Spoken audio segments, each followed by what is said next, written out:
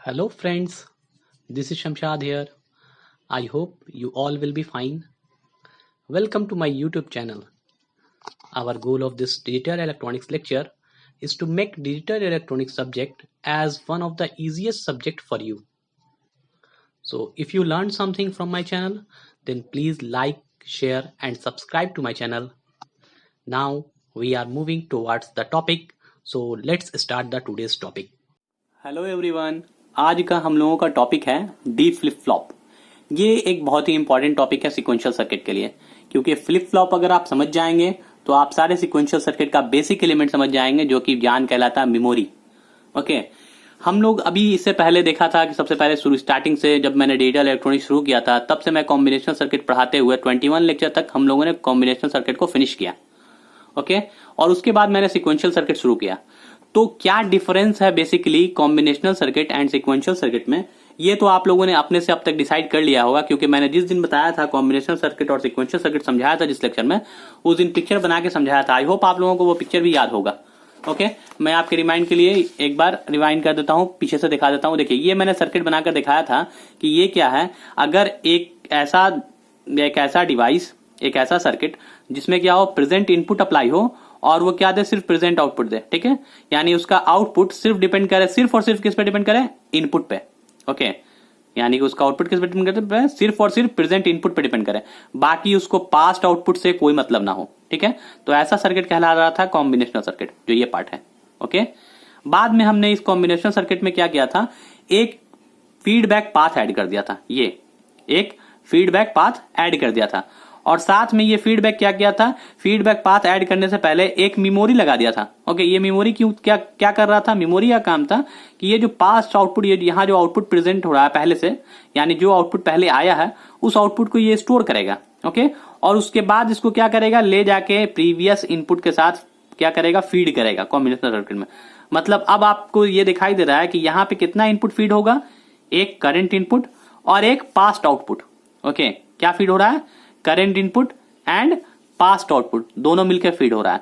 तो ऐसा सर्किट कह रहा था सीक्वेंशियल सर्किट। ठीक है, तो बेसिकली डिफरेंस अगर मतलब हम लोगों को थियोरेटिकली अगर बात करें कि what is the difference between combinational circuit and sequential circuit, तो हम इस डायग्राम को देख के बारी बारी से पॉइंट को एक्सप्लेन कर सकते हैं। तो मैंने उसके लिए एक पहले से आपके लिए कंपैरिजन टेबल बना लिया है। ठीक है, जिसमें मैंने कॉम्बिनेशनल सर्किट और सीक्वेंशियल सर्किट में डिफरेंस यहाँ पे नोट डाउन कर लिया है। जो चीज मैंने एक्सप्लेन कर दिया उसी को मैंने यहाँ नोट डाउन कर दिया है। तो एक बार मैं आपको ऐसे ही ओवरव्यू के लिए बता दे रहा हूं, वही सारा पॉइंट यहाँ पे लिखा हुआ है जो मैंने एक्सप्लेन किया था। तो लेट्स स्टार्ट। पहला क्या है, output do not depends on previous value of input. Okay, combinational में क्या होता है, सिर्फ क्या होता है, आउटपुट किस पर डिपेंड करता है, सिर्फ और सिर्फ प्रेजेंट इनपुट पर डिपेंड करता है, प्रीवियस वैल्यू ऑफ इनपुट पर डिपेंड नहीं करता है। जबकि सीक्वेंशियल में क्या होता है, आपका जो आउटपुट होता है वो किस पे डिपेंड करता है, प्रेजेंट वैल्यू पर भी डिपेंड करता है और साथ में प्रीवियस वैल्यू पर भी डिपेंड करता है। यही ना हमने अभी देखा था अपने सर्किट में कि आउटपुट किस पे डिपेंड कर रहा था, तो प्रेजेंट वैल्यू पे भी और प्रीवियस वैल्यू पे भी, दोनों मिलके क्या करता है, फाइनल आउटपुट देता है किसके लिए, सीक्वेंशियल सर्किट के लिए। जबकि कॉम्बिनेशन में क्या है, सिर्फ आउटपुट डिपेंड करता है सिर्फ और सिर्फ प्रेजेंट इनपुट पे और किसी पे नहीं। देखिए नेक्स्ट पॉइंट क्या है, no feedback is required. Combination में क्या होता है, फीडबैक, जो फीडबैक पाथ है वो नहीं होता है। सीक्वेंशियल में क्या होता है, ये फीडबैक पाथ होता है। ठीक है, इसमें क्या फीडबैक पाथ होता है, feedback is required. Okay, memory required होता है, कॉम्बिनेशनल में ये मेमोरी लगा ही नहीं होता, क्योंकि उसमें सिर्फ इनपुट और आउटपुट होता है बस, और बीच में क्या होता है, मेन सर्किट होता है। जबकि ये ना ही मेमोरी होता है, ना ही फीडबैक पाथ होता है, ना ही फीडिंग होता है। ठीक है, तो यहां क्या कहेंगे, simply no memory is required. इसमें क्या होगा, मेमोरी रिक्वायर होगा। इसका एक एग्जांपल हम लोग कह सकते हैं, उससे पहले देखते हैं। It consist of input variable, logic gate and output variable. क्या होता है कॉम्बिनेशन में, क्या होता है, input variable, output variable and logic gate, जो बीच का सर्किटरी है। जबकि इसमें क्या होता है, इनपुट वेरिएबल होता है, आउटपुट भी होता है, मेमोरी भी होता है, फीडबैक भी होता है, और कंबाइन होने के बाद क्या होता है, इनपुट एंड प्रीवियस आउटपुट पे आपका मतलब टेम्पोररी जो करंट आउटपुट है वो डिपेंड करता है प्रेजेंट इनपुट पे और प्रीवियस आउटपुट पे। ओके, तो यहाँ यही सारा चीज पॉइंट डाउन किया गया है बारी बारी से। It consist of input variable, logic gate and output variable, तीन चीज होता है। इसमें क्या होता है, इनपुट वेरिएबल होता है, मेमोरी के फॉर्म में क्या इस्तेमाल होता है, फ्लिप फ्लॉप या लैच इस्तेमाल होता है, जो मैंने यहां दिखाया कि मेमोरी इस्तेमाल होता है सीक्वेंशियल सर्किट में। ओके, ठीक है, रजिस्टर होता है और साथ में आउटपुट होता है। ये रजिस्टर कहां होता है, रजिस्टर हम लोग आगे आगे फ्लिप फ्लॉप में पढ़ेंगे कि रजिस्टर क्या होता है, रजिस्टर का यूज कैसे करते हैं। ओके, वो बाद में बात करेंगे। फिलहाल हम लोग सिंपली ये कह सकते हैं कि एक सीक्वेंशियल सर्किट बनाने के लिए हम लोगों को क्या एक्स्ट्रा चीज चाहिए, तो एक मेमोरी चाहिए और एक फीडबैक पाथ चाहिए। इतना तो कंपलसरी चाहिए। तभी जाके कॉम्बिनेशनल सर्किट सिक्वेंशियल सर्किट में कन्वर्ट हो जाएगा। ओके, चलिए तो एग्जांपल अगर हम लोग बात करें तो कॉम्बिनेशन सर्किट का हम लोग एग्जांपल क्या जानते हैं, हाफ एडर पढ़ा, फुल एडर पढ़ा, डिजिटल कंपैरेटर पढ़ा, मक्स पढ़ा, डी मक्स पढ़ा, ये सारा किस में आता है, कॉम्बिनेशनल सर्किट में आता है। और उसी तरह से अगर हम लोग बात करें सिक्वेंशियल सर्किट का तो हम लोग पढ़ेंगे आगे जाके shift register, counter, A to D converter, D to A converter, ये सारा किसमें आ जाएगा, सिक्वेंशियल सर्किट के अंदर आ जाएगा। तो हम लोगों ने ये बेसिकली थियोरेटिकल पॉइंट था कि कभी कभी एग्जाम में आपको ये पूछा जाता है सब्जेक्टिव क्वेश्चन में, what is the difference between combination and sequential circuit. तो मैंने उसी के लिए ये टॉपिक को कंपैरिजन को यहां दिखा दिया आप लोगों को। ओके, तो मेरा बताने का मेन मकसद एक और पॉइंट है यहाँ पे कि सिक्वेंशियल सर्किट और कॉम्बिनेशन सर्किट में क्या बेसिक डिफरेंस होता है। तो मैंने सबसे इंपॉर्टेंट पॉइंट बताया कि उसमें मेमोरी लगा होता है और फीडबैक पाथ लगा होता है। ओके, तो आज हम लोग जो डी फ्लिप फ्लॉप पढ़ने जा रहे हैं उससे पहले मैं आप लोगों को कुछ खास बातें कहना चाहता हूं, वो ये कि कॉम्बिनेशनल सर्किट समझना बहुत आसान है। ओके, कॉम्बिनेशनल सर्किट जो आपने पढ़ा है वो कोई भी इंसान जो रटना जानता है वो रट कर कॉम्बिनेशनल सर्किट को समझ सकता है, लेकिन सिक्वेंशियल सर्किट को समझने के लिए आपको दिमाग की जरूरत पड़ती है। क्यों? क्योंकि ऑलरेडी सिक्वेंशियल सर्किट के बेसिक डायग्राम में आपने देखा कि सिक्वेंशियल सर्किट बनाने के लिए क्या होना चाहिए, मेमोरी होना चाहिए। ठीक है, तो अगर सर्किट में मेमोरी की जरूरत है तो आपके दिमाग में भी तो दिमाग होगा, तभी तो मेमोरी होगा, तभी तो आपको समझ आएगा। ओके, तो मेरे ख्याल से आप लोगों ने एक मूवी जरूर देखा होगा, 3 इडियट, आई होप सो। उसमें क्या है कि एक कैरेक्टर था चतुर और दूसरा कौन था, रणछोड़ दास झांझर। तो कॉम्बिनेशनल सर्किट समझने के लिए चतुर होना बहुत जरूरी है। चतुर इन द सेंस कि आप अगर रट सकते हैं तो आप कॉम्बिनेशन सर्किट आराम से समझ सकते हैं और आराम से बना सकते हैं, कहीं भी किसी को समझा सकते हैं। लेकिन सिक्वेंशियल सर्किट में जब आप इन करेंगे तो आप चतुर हैं तो आपको कुछ नहीं कर पाएंगे, आप कॉन्सेप्ट गेन कर ही नहीं पाएंगे। आपको रणछोड़ दास झांझर बनना होगा तभी आप कॉन्सेप्ट गेन कर पाएंगे। आई होप ये एक सिंपल सा जोक था, छोटा सा, ठीक है, लेकिन ये एक्चुअल में मेरे बताने का मेन मकसद ये था कि आपको सिक्वेंशियल सर्किट समझने के लिए अपने दिमाग का जो दरवाजा है वो खोल कर रखना पड़ेगा। ओके, तो देखिए अब हम आते हैं come to the point, main topic. तो इससे पहले वाले लेक्चर में मैंने एसआर फ्लिप फ्लॉप के बारे में एक्सप्लेन किया था आप लोगों को कि एसआर फ्लिप फ्लॉप क्या होता है, उसका ट्रूथ टेबल कैसे बनता है, उसका कैरेक्टरिस्टिक्स टेबल कैसा बनता है, ठीक है, और साथ में उसका बनाया था एक्साइटेशन टेबल। और मैंने कहा था कि आप घबराइए नहीं, कैरेक्टरिस्टिक टेबल और एक्साइटेशन टेबल जो आपके लिए नया है वो धीरे धीरे प्रैक्टिस करते करते आपको आसान लगने लगेगा। तो आज और नेक्स्ट लेक्चर में मैं यही कोशिश करूंगा कि कैरेक्टरिस्टिक्स टेबल और एक्साइटेशन टेबल आपको एकदम विद इन ए मिनट बन जाए। देखें और देखकर आप बता सकेंगे इसका कैरेक्टरिस्टिक टेबल कैसा होगा, एक्साइटेशन टेबल कैसा होगा। ओके, तो डी फ्लिप फ्लॉप आज हम लोग जो पढ़ने जा रहे हैं ये सेकंड फ्लिप फ्लॉप है। इससे पहले हम लोगों ने पढ़ा था एसआर फ्लिप फ्लॉप। ओके, आप लोगों को I hope SR flip flop का बेसिक याद होगा। क्या याद होगा देख लेते हैं एक बार। मैं यहां पे फिर से कर दे रहा हूं, सिंपली मैं ट्रूथ टेबल लिख रहा हूं एसआर फ्लिप फ्लॉप का। देखिए एस आर आपका 2 इनपुट होता था और क्या आउटपुट क्या होता था, Qn+1 यानी नेक्स्ट स्टेट जो फाइनल आउटपुट है। यहां क्या देखा था हम लोगों ने, अगर ये 0 0 होता था तो ये क्या देता था, Qn देता था, यानी मेमोरी जो भी चीज हम लोग देते थे उसको स्टोर कर लेता था। कब, जब S और R दोनों क्या होता था, 0 0 होता था। उसके बाद देखते थे कि जब ये 0 1 देता था तो ये क्या होता था, 0, ये 1 0 जब देता था ये क्या होता था, 1 स्टोर करता था। और जब 1 1 दे देते थे तो ये कौन सा स्टेट था, नॉट यूज्ड स्टेट, जिसको कहते थे इनवैलिड स्टेट। ओके, तो ये truth table, basic truth table आपको याद होगा एसआर का, आई होप सो। अगर नहीं याद है तो पहले, इससे पहले वाला जो मेरा वीडियो लेक्चर है प्लीज उस लेक्चर को जाकर देखें और समझें, देन इस लेक्चर को ज्वाइन करें। ओके, आते हैं। तो यहां हम लोगों ने पढ़ा था कि अगर हमको मेमोरी में 0 स्टोर करना हो, ठीक है, मेमोरी में 0 स्टोर करना हो, पहले से मान लीजिए 1 है, सपोज पहले से मेमोरी में क्या है, Qn बराबर क्या है, Qn मतलब क्या, प्रीवियस आउटपुट जो है आपका वो 1 स्टोर है। आप क्या चाहते हैं, इसको चेंज करके 0 करना चाहते हैं, तो आप क्या करेंगे, S पे 0 अप्लाई करेंगे और R पे 1 अप्लाई करेंगे। यानी SR जो टर्मिनल हम लोग देखा था क्या है, अगर हम कंप्लीट बनाना नहीं चाहते हैं दोबारा, पहले का सर्किट मैंने जो बनाया है वो आप जाकर देखिएगा। ओके, यहाँ SR जो होता था, बाकी आगे का लैच लगा हुआ है, तो यहाँ SR जो टर्मिनल था, S और R टर्मिनल दोनों पे हम लोगों को क्या अप्लाई करना पड़ता था, S पे 0 R पे 1, तब आपका मेमोरी में क्या स्टोर होता था, 0। ओके, और अगर हम लोग को मेमोरी में 1 स्टोर करना होता था तो हम लोग क्या करते थे, S को 1 करना पड़ता था और R को क्या करना पड़ता था, 0 करना पड़ता था, तब मेमोरी में क्या होता था, 1 स्टोर होता था। ओके, तो इतना चीज आपको बेसिक क्लियर था। अब देखिए, तो अगर हमारे पास एसआर फ्लिप फ्लॉप है ऑलरेडी तो फिर हम लोगों को डी फ्लिप फ्लॉप पढ़ने की जरूरत क्या पड़ी। क्वेश्चन आता है दिमाग में कि क्यों हम इतना सारा फ्लिप फ्लॉप पढ़ रहे हैं, एसआर पढ़ेंगे, एसआर पढ़ चुके हैं ऑलरेडी, डी फ्लिप फ्लॉप, फिर टी पढ़ेंगे, फिर जेके पढ़ेंगे, क्या जरूरत पड़ रहा है इतना सारे अलग अलग तरह के फ्लिप फ्लॉप को पढ़ने का, जब मेरे पास एक ऑलरेडी है ही है तो एक से काम चला लूंगा, हो सकता है ना। तो नहीं, ये क्या है, अलग अलग फ्लिप फ्लॉप का अलग अलग एप्लीकेशन है। जैसे हम डी फ्लिप फ्लॉप जो पढ़ रहे हैं उसका एप्लीकेशन ये है कि इसका काम होता है डेटा स्टोर करने में। डेटा को अगर हमको डायरेक्ट स्टोर करना होता है, मतलब मान लीजिए आपको डेटा क्या है, 0 है, और 0 को मेमोरी में आपको स्टोर करना है, तो डायरेक्ट आप डी फ्लिप फ्लॉप के डी इनपुट पे 0 दीजिएगा तो वो मेमोरी में जाकर 0 स्टोर कर देगा डायरेक्ट। बात समझ में आया? नहीं समझ में आया? ओके, देखते हैं। देखिए, ये एक डी फ्लिप फ्लॉप का आपका क्या है, बेसिक डायग्राम है।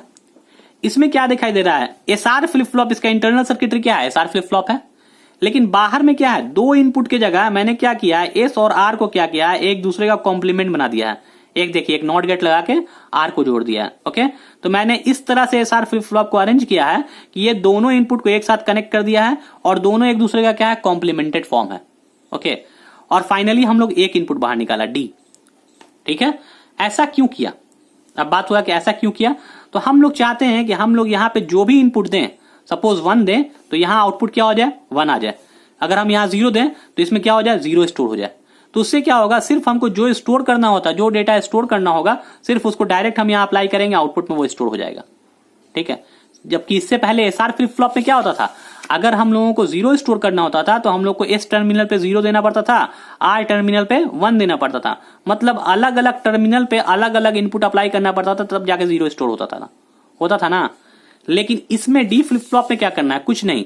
अगर आपको 0 स्टोर करना है तो यहाँ पे डी पे 0 दे दीजिए, यहाँ 0 स्टोर हो जाएगा। डी पे 1 दे दीजिए, यहाँ पे 1 स्टोर हो जाएगा। कैसे, देखिए सिंपली। सबसे पहले बात करें तो थ्योरेटिकल डिफिनेशन का, तो क्या कह सकते हैं, D flip flop mainly used to store data with a single input. सबसे खास बात क्या है कि एक ही इनपुट आपको देना पड़ता है, जबकि एसआर फ्लिप फ्लॉप में आपको क्या देना पड़ा था, 2 इनपुट एस एंड आर, तब जाके कोई डेटा स्टोर होता था। जबकि डी फ्लिप फ्लॉप में आपको सिंगल इनपुट देना पड़ता है। ओके, डी का मतलब ही होता है डेटा स्टोर करना। तो देखिए मैंने यहाँ पे एसआर का पहले से आपको ट्रूथ टेबल बनाया है। इस एसआर में क्या देखा था, 0 में क्या होता था, मेमोरी। ये दोनों तो मेमोरी है, कैसे, यानी स्टोरिंग। यहां अगर हमको कह रहे हैं कि 0, अगर मान लीजिए पहले से कुछ डेटा स्टोर है, मान लीजिए 1 स्टोर है, और आपको चेंज करके क्या करना था, 0 में बदलना था, यानी ये वाला बात कर रहा हूं मैं। ओके, कि पहले से यहाँ पे मेमोरी मान लीजिए 1 स्टोर था, अब आप इसको चेंज करके क्या करना चाहते हैं, 0 में बदलना चाहते हैं, तो आपको क्या करना पड़ेगा, एस पे 0 देना पड़ेगा, आर पे 1 देना पड़ेगा, तब ये 1 चेंज होकर 0 में बदल जाएगा, है ना। तो आपको ये जो पार्ट है यहां देखेंगे, अगर हम लोग ये पार्ट, तो ये पार्ट में क्या देख रहे हैं कि अगर 0 स्टोर करना है तो हमको एस को 0 देना पड़ रहा है, आर को 1 देना पड़ रहा है। अगर 1 स्टोर करना है तो एस को 1 देना पड़ रहा है, आर को 0 देना पड़ रहा है। तो बेसिकली यहां पे क्या देख रहे हैं, एस और आर जो है एक दूसरे का क्या है, उल्टा है। अगर एस 0 दे रहे हैं तो आर को 1 देना पड़ेगा, एस अगर 1 दे रहे हैं तो आर को 0 देना पड़ेगा, है ना। एक दूसरे का कॉम्प्लीमेंट है।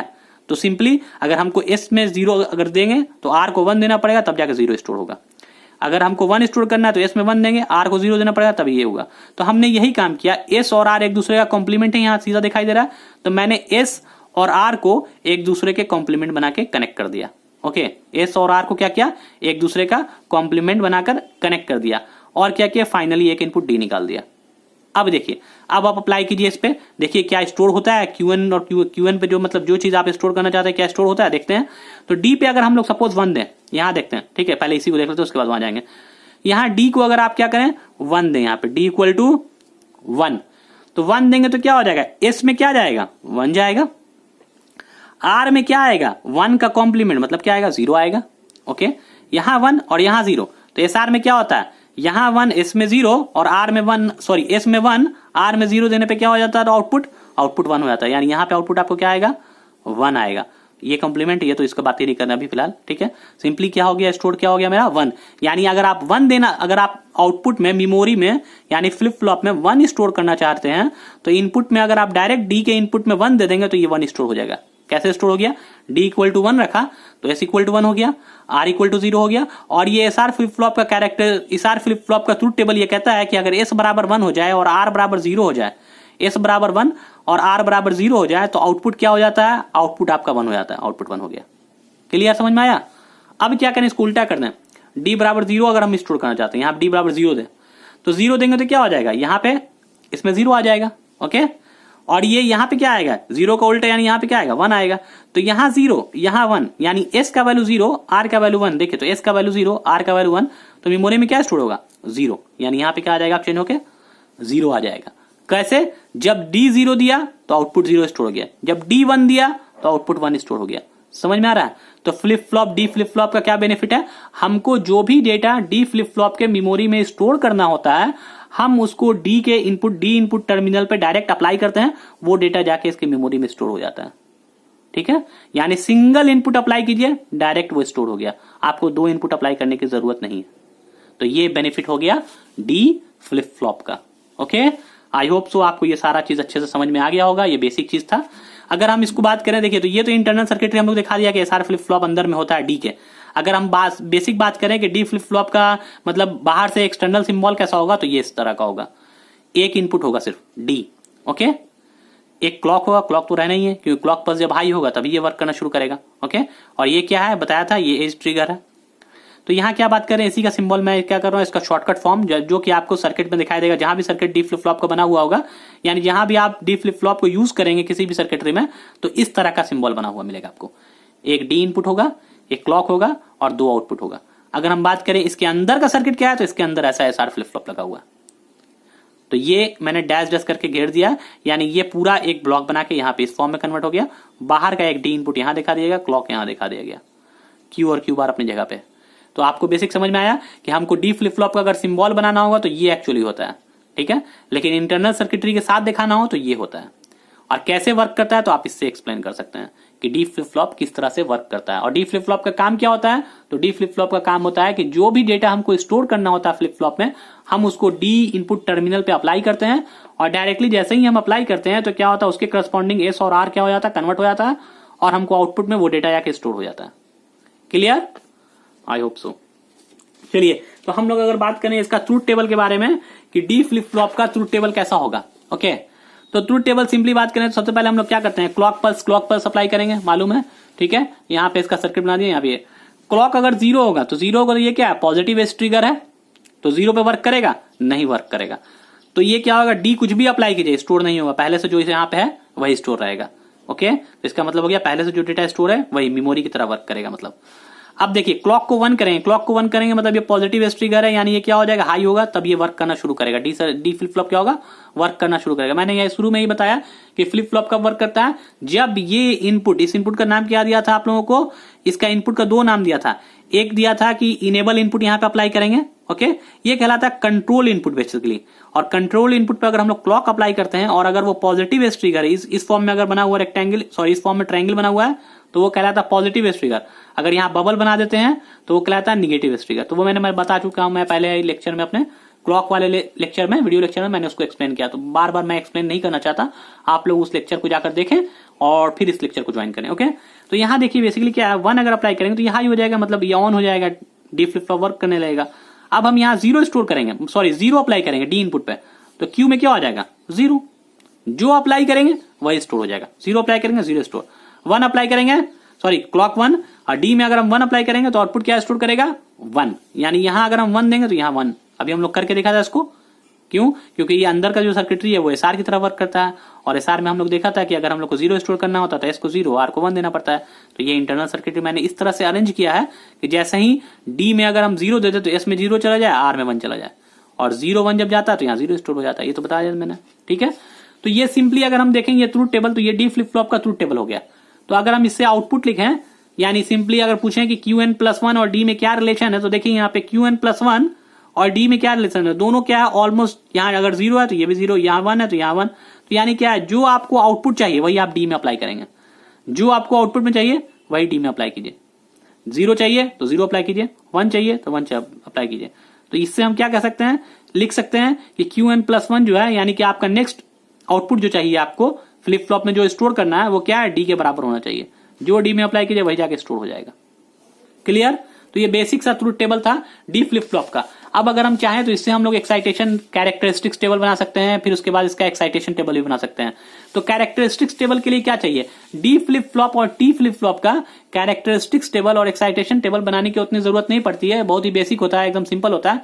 मेनली एसआर और जेके का characteristics table and excitation table दोनों बनाना जरूरी होता है, क्योंकि उसको समझना होता है और उसका एक्सप्लेनेशन हम लोग देखेंगे कन्वर्शन ऑफ फ्लिप फ्लॉप में।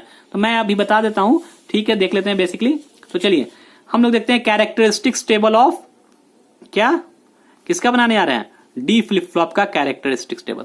तो कैरेक्टरिस्टिक्स टेबल बनाने के लिए हम लोगों को क्या चाहिए, मैंने कहा था कि कैरेक्टरिस्टिक्स टेबल क्या होता है कि पहले से आप पहले का आउटपुट दिखाइए, क्यूएन क्या है, ओके, आप अभी क्या इनपुट अप्लाई कर रहे हैं, और आपका नेक्स्ट आउटपुट क्या होगा। ओके, नेक्स्ट आउटपुट क्या होगा, यानी पहले से आप क्या किए हुए, स्टोर किए हुए 0। ओके, पहले से आप 0 स्टोर किए हुए हैं, तो अगर आप इनपुट 0 देंगे तब क्या फर्क पड़ेगा और 1 देंगे तब क्या फर्क पड़ेगा। ओके, अब पहले से अगर आप क्या किए हैं 1 अगर स्टोर है तो 0 देंगे तो क्या फर्क पड़ेगा और 1 देंगे तो क्या फर्क पड़ेगा, यानी आउटपुट क्या आ जाएगा। तो हमको पता है कि अगर मान लीजिए पहले से 0 स्टोर है, मेमोरी में क्या है 0 है, लेकिन आपने d बराबर 0 दिया तो कुछ भी रहेगा मेमोरी में को क्या कर देगा, आउटपुट को चेंज करके कन्वर्ट कर देगा 0 में, क्योंकि जो डी इनपुट होगा वही आउटपुट आएगा। मालूम है आपको, ये मैंने कहा कि डी में क्या होता है, डी फ्लिप फ्लॉप का ये कैरेक्टरिस्टिक्स होता है कि जो डी पे आप अप्लाई कीजिएगा वही जाके आपको क्या हो जाएगा, आउटपुट में स्टोर हो जाएगा। तो देखिए पहले से 0 था, अब आपने 1 दिया तो अब क्या ये चेंज कर देगा, यानी मेमोरी में 1 को ले आके स्टोर कर देगा, यानी नेक्स्ट आउटपुट क्या हो जाएगा आपका 1 हो जाएगा। पहले से 1 था, अब आपने 0 दिया तो क्या होगा, ये चेंज कर देगा इसको फिर से, तो अब क्या स्टोर करेगा, जो डी होगा वही स्टोर कर जाएगा जाके 0। पहले से क्या था, 1 था, अब क्या आपने 1 दिया तो 1 है, ये तो कोई चेंजिंग नहीं होगा, 1 ही रह जाएगा। तो ये क्या हो गया आपका, ये कहलाएगा कैरेक्टरिस्टिक्स टेबल ऑफ क्या, डी फ्लिप फ्लॉप। किसी भी फ्लिप फ्लॉप का कैरेक्टरिस्टिक्स टेबल बनाना बहुत आसान है। सिंपली क्या कीजिए, सबसे पहले उसका प्रीवियस आउटपुट लिखिए, ओके, और देन इनपुट अप्लाई कीजिए कि अभी करंट इनपुट क्या है, और उसके बाद क्या कीजिए, उसका नेक्स्ट स्टेट देख लीजिए, ये इसका कैरेक्टरिस्टिक टेबल बताने लगेगा। सिमिलरली अगर एक्साइटेशन टेबल बनाना होता है तो क्या करते हैं, बार बार मैंने ये सारी चीज रिपीट किया है अपने प्रीवियस लेक्चर में भी, और आज भी आपसे बात कर रहा हूं क्या क्या। तो एक्साइटेशन टेबल बनाना होगा तो क्या करेंगे, एक्साइटेशन टेबल क्या होता है कि आप पहले से जानते हैं कि Qn और Qn+1 आपको गिवन होता है, ओके, और आप देखते हैं कि इनपुट क्या होगा, इन द सेंस कि पहले से आपको पता है कि प्रीवियस आउटपुट 0 था, ओके, 0 0 0 1 1 0 1 1, ये 4 कॉम्बिनेशन तो जानते हैं। सिंपली यहां इसका मतलब क्या हुआ कि पहले से आउटपुट क्या था आपका 0 था, और आपको नेक्स्ट स्टेट जो चाहिए वो भी 0 ही चाहिए। पहले से क्या है, पहले से आपका आउटपुट क्या स्टोर था 0, और आपको जो नेक्स्ट स्टेट मतलब अगला जो स्टोर करना है, दूसरा जो डेटा स्टोर करना है वो भी डेटा क्या है 0 है। तो यहां से देखते हैं कि 0 अगर प्रीवियस स्टेट है और नेक्स्ट स्टेट भी अगर 0 चाहिए तो इनपुट क्या होना चाहिए, 0 होना चाहिए, यानी 0 0 के लिए क्या होना चाहिए, इनपुट 0। यहां क्या करेंगे, 0 लिख देंगे।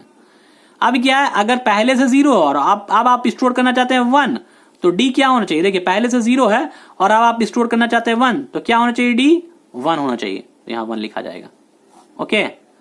अगर पहले से 1 है और आप 0 स्टोर करना चाहते हैं, तो पहले से 1 है और अब आप क्या करना चाहते हैं, 0 स्टोर करना चाहते हैं, तो आपका इनपुट क्या होगा, डी का 0 हो जाएगा। अगर पहले से 1 है और आप क्या नेक्स्ट स्टेट भी 1 चाहते हैं, तो क्या होगा, इनपुट 1 हो जाएगा। तो देखिए ये कहलाएगा एक्साइटेशन टेबल, ये कहलाएगा excitation table of D flip flop, ये कहलाएगा कैरेक्टरिस्टिक्स टेबल, और ये कहलाएगा ट्रुथ टेबल। तो डी के केस में कोई भी चीज ज्यादा डिफरेंस नहीं है, सिर्फ इनपुट का अरेंजमेंट अलग अलग है। इसमें देखा था हम लोग इनपुट और नेक्स्ट स्टेट।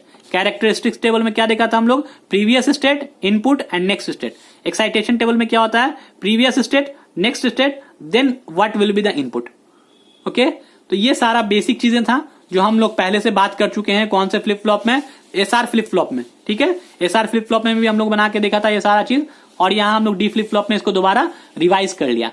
नेक्स्ट लेक्चर में हम लोग मिलेंगे जेके फ्लिप फ्लॉप के साथ, okay. Thank you so much for watching this.